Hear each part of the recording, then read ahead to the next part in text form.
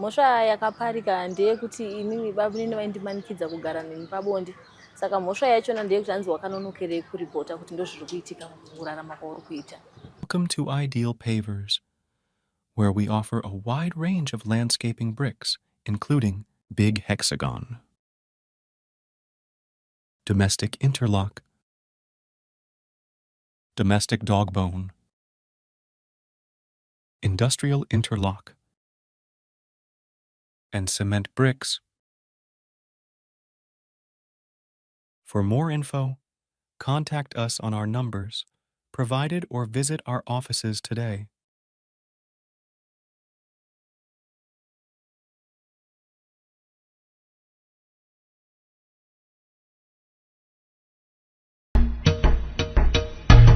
Come to Raphael Signs, where we transform your everyday moments into extraordinary memories with our bespoke mug printing services. Whether you are looking to immortalize a cherished photo, celebrate a special occasion, or promote your brand with a personal touch, our high-quality custom printed mugs are the perfect solution, which are ideal for gifts and corporate giveaways. Choose Raphael Signs for your mug printing needs. Call us now on the number on your screen for a free quotation, or visit us at 91 Livingstone Avenue, corner 8th Street, Shilo Building, Harare, Zimbabwe.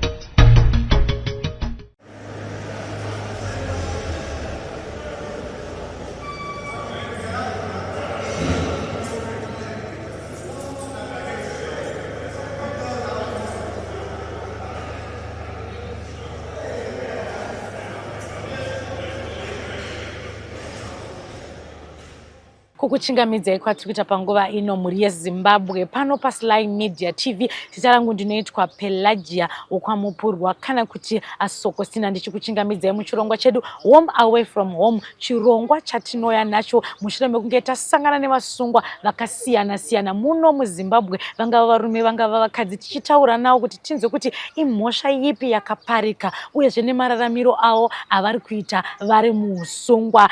Kune maprograms avanoitiswawo vari muusungwa atakatoonawo tasvika kuno kuti aiwa munhu kana ari muusungwa anopiwa futi mukana wekudzidza zvakawanda kuitira kuti kana achinge azobuda auyawo kucommunity kwatinenge tiri anenge ariwo munhu akavandudzika. Saka nhasi ndasvika kuShurugwi, ndiri paShurugwi female prison pandawana mukana wekutaura nemusikana unzi Rebecca Mapfumo ane makore 27 years ekuberekwa muri yeZimbabwe. Nditendere tinzwe zvizere kubva kuna Rebecca Mapfumo kuti imhosva ipi yakaparika kuti nhasi akurarama ari muusungwa. Ndinokuchingamidza Rebecca Mapfumo, wakadi yako? Tinofara makadiyo. Tiripo muri yeZimbabwe panguva ino ngada kuziva kuti musikana nemakore 27 years imhosva ipi yakaparika kuti nhasi waakurarama uri muusungwa Rebecca?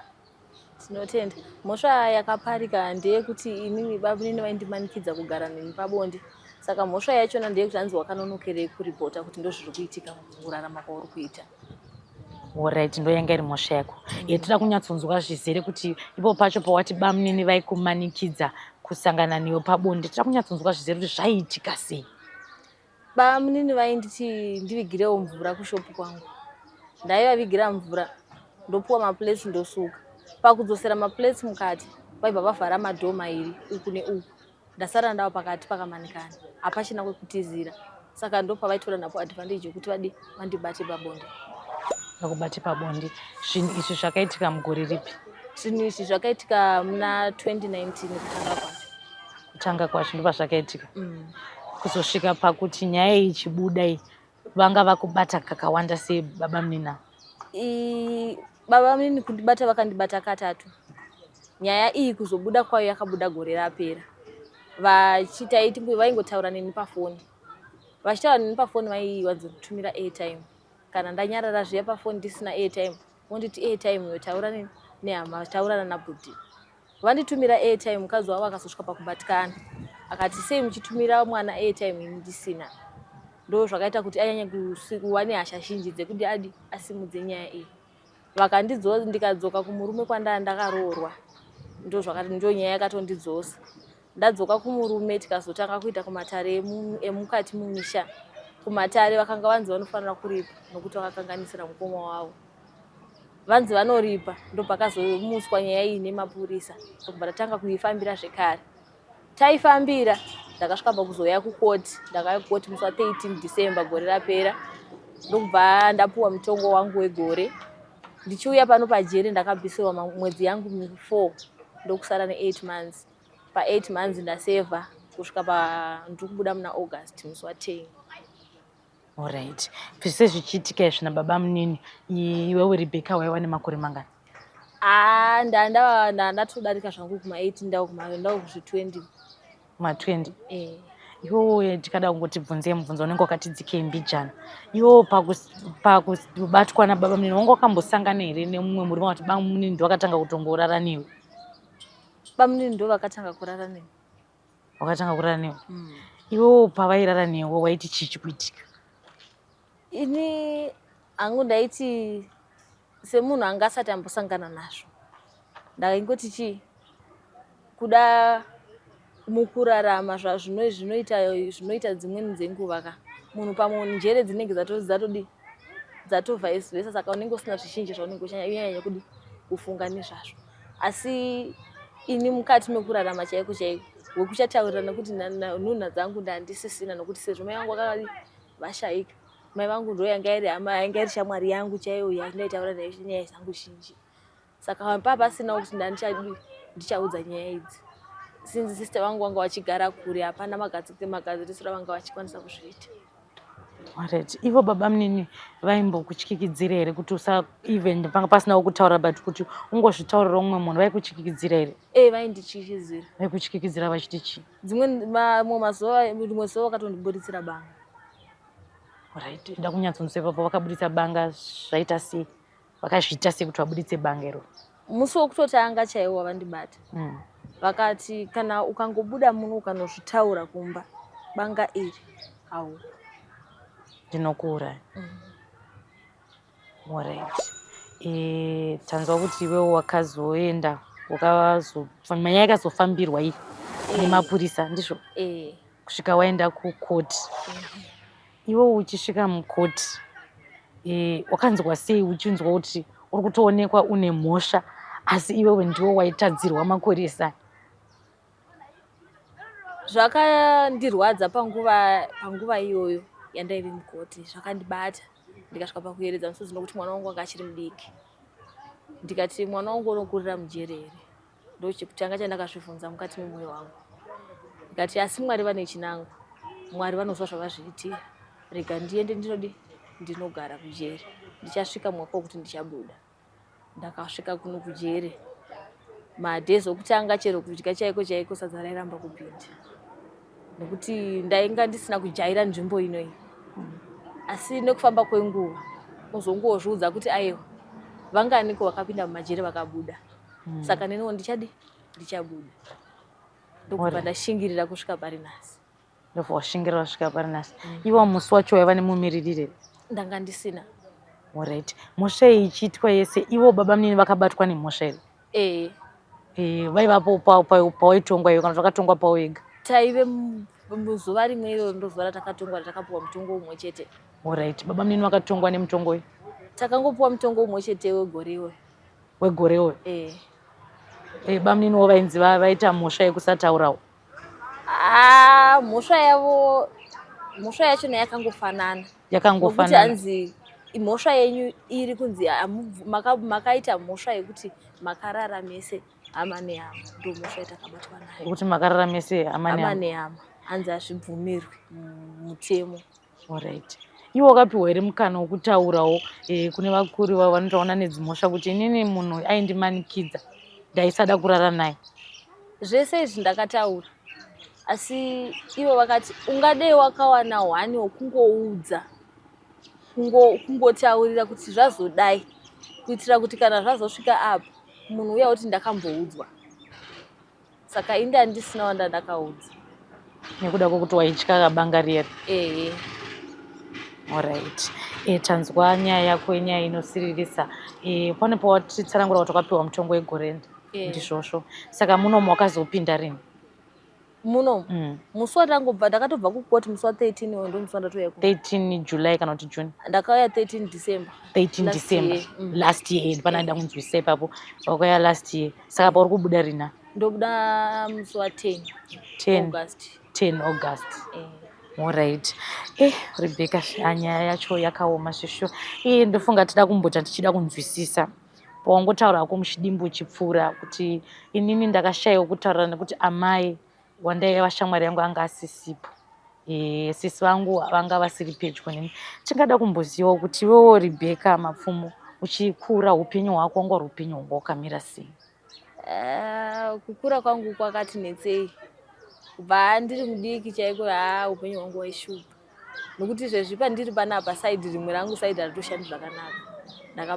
Ndakaita side paralyzed ndiri mudiki. Ndandichi mwana mudiki stereki. Asi zvinongoita Mwari. Unorarama wakadaro.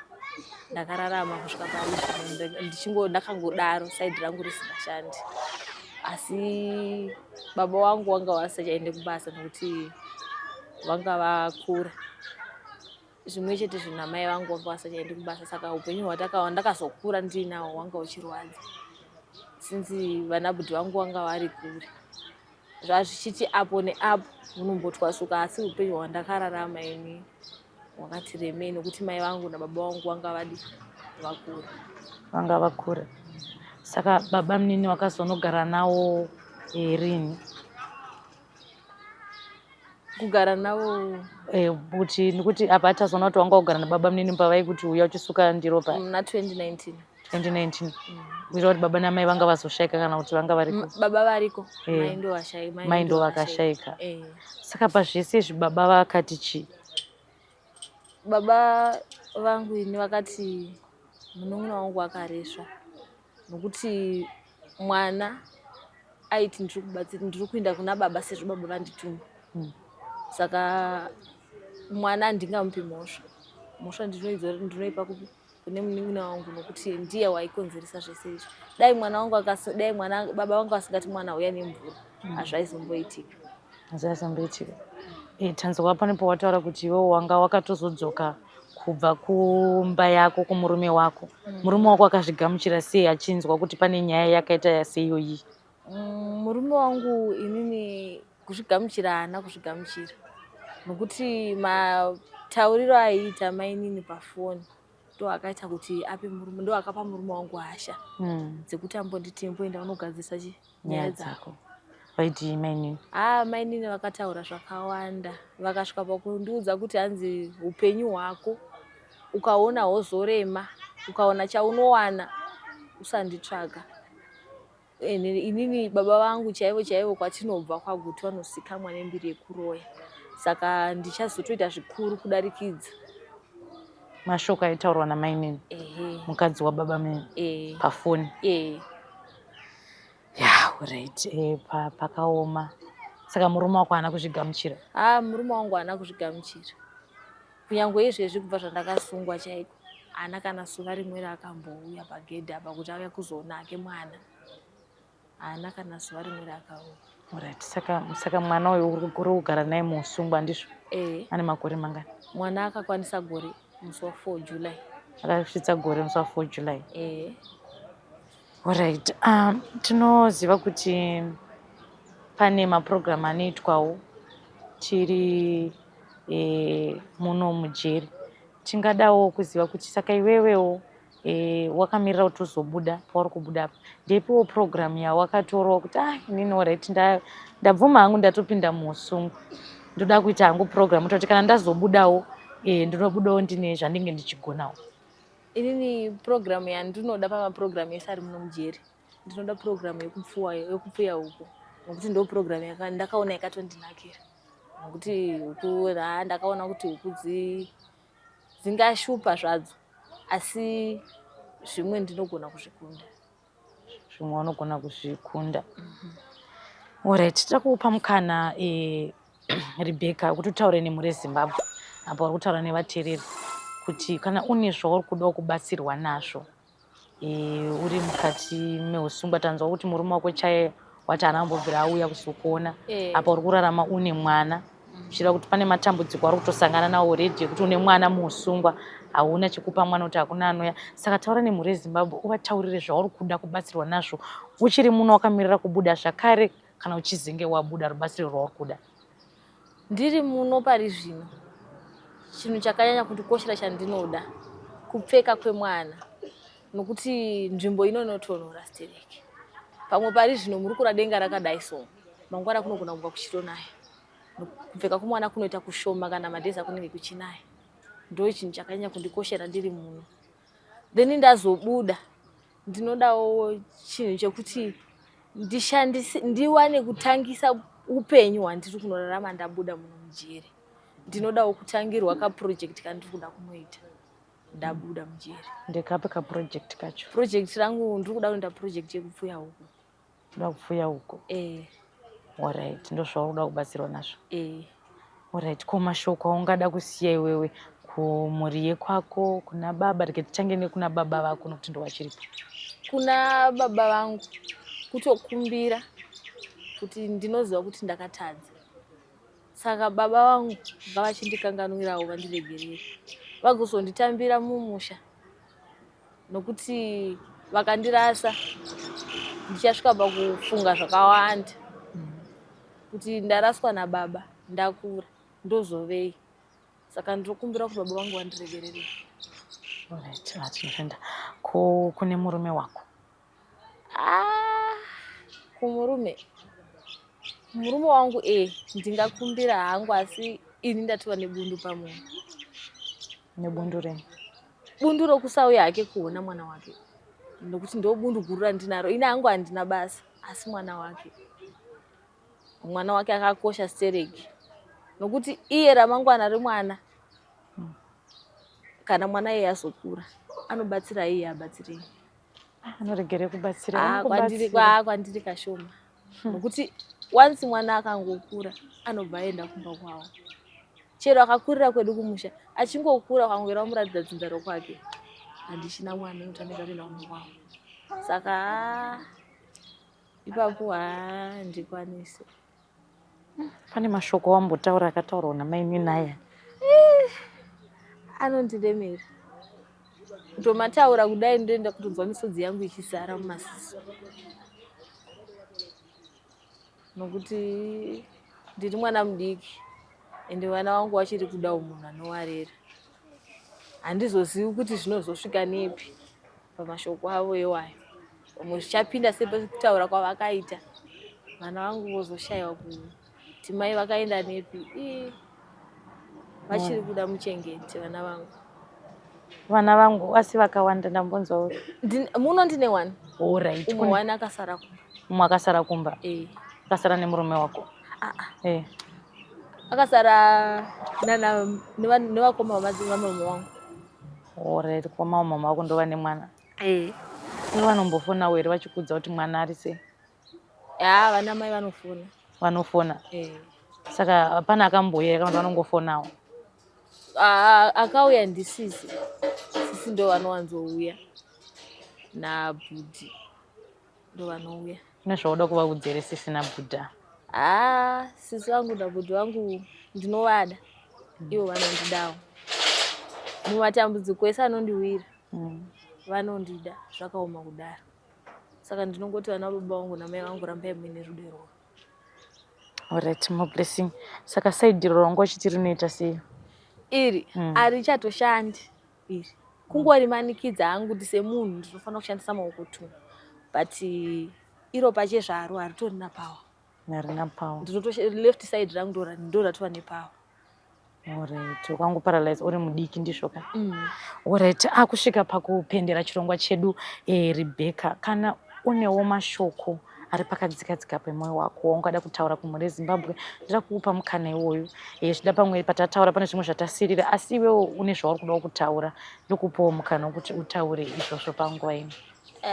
Mashoko akanyanya kuwanda hangu handina.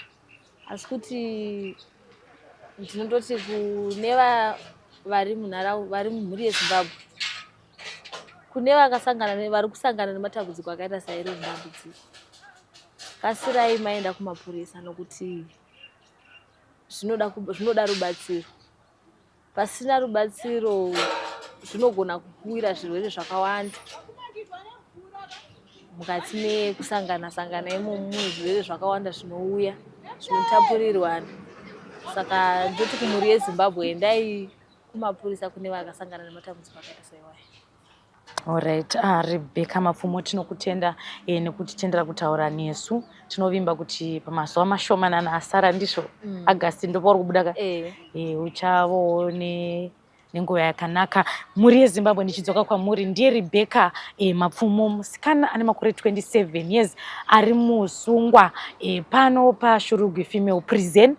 Manzwawo nyaya yake itanzwawo tese, ari kutaura kuti iye akazobatwa nemhosva yekuti akanonoka kutaura zvaiitika pakati pake nababa munini. Asi yati baba munini ndo vaindimanikidza kurara navo, asi mhosva yakazoti yasvika kudare kwedzimhosva akanzi ivo vairara paukama, ndiyo mhosva yakasangana nayo. Saka iye ari kuchemawo achiti ndiri kuda rubatsiro rwekuti mwana wangu kana chinge ndabudawo mwana wangu aono zvekupfeka, zvekuti iye waono zvekuita, ari kuda kuita project yehuku. Saka kunewo vanzwa nyaya yake vanoda kumubatsira, munogona kundibata panhamba dzangu kana paSly Media ipapo, motibata tobatsirana nemusikana kuti upenyu hwake huenderere mberi. Uyezve atara mashoko akati ndine shungu dzekuti baba vake vekumubereka paachazenge abuda vanomugamuchirawo vamutambirewo hongu zvakaitika, asi ari kuti inini ndinoshuvira kuzoona nawo zvakare nababa vangu vachindiregerera kune zvakaitika izvozvi. Ndiyo nyaya tanga tinayo pano, mhuri yeZimbabwe,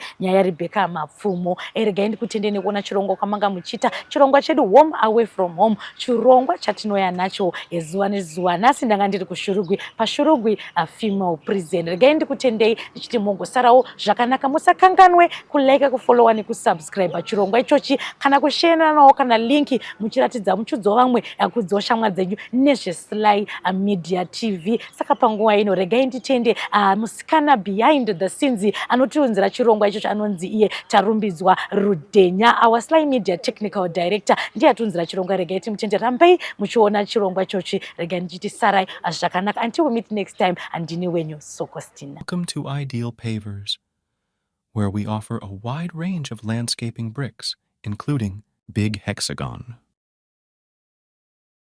Domestic Interlock,